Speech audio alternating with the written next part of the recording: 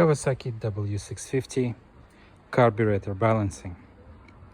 This is a quick video. I just wanted to show you very briefly how I did this. So periodically, especially after valve change, valve adjustments, you or basically every year or every 2 years, you want to check that your two carburetors are balanced. What does it mean? It means that there is like butterfly valves, and there are two carburetors, and they must be on the same position, so that the same amount of air goes through those butterfly valves. So what we need to do with this is to check is we need this kind of contraption here. This is basically a vacuum meter, simple manometer. You can get this in AliExpress, or you can get this on Amazon as well. And you just make sure that you calibrate this. Make sure that both arrows pointing exactly to the same spot before you begin. Okay, so then these are little valves too, so you would need to set them. Once you start the bike, I'll show you. You set them so that you control how far the needle goes back and forth. If they're too loose, the needle will go like this and you will not see the reading properly. But if you adjust it, turn it not completely off, but just enough, you'll see that the needle will point to one value. This is what you want. Now, this is done with like a fully warm engine. So in my case, it's already not super warm. You know, the 80 degrees is where it's warm. But you know, this is what you have to work with. Usually you have to reach the optimal operating temperature. And when you're there, so what you need to do is you need to disconnect this vacuum hose here, right? And then you connect this vacuum hose that goes to that manometer. Okay, so you literally replace the hose, unplug that one, and put this in. So what I found is that you can use a screwdriver, flathead, to help you carefully pry it up.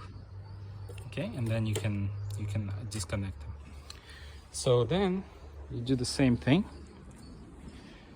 with the other one, right? This goes there. There's another nozzle exactly the same there.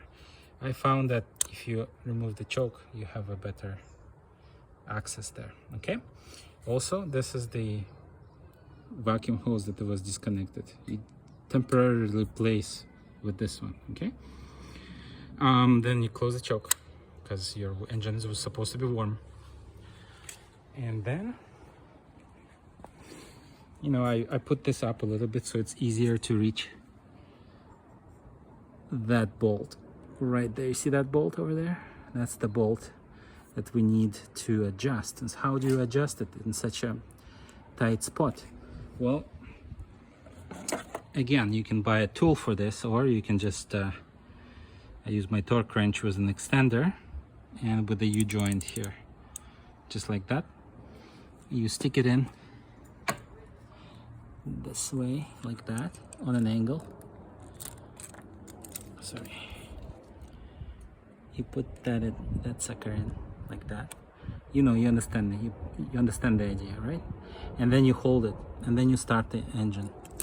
And when you start the engine, you will see the vacuum basically being generated along these hoses like this.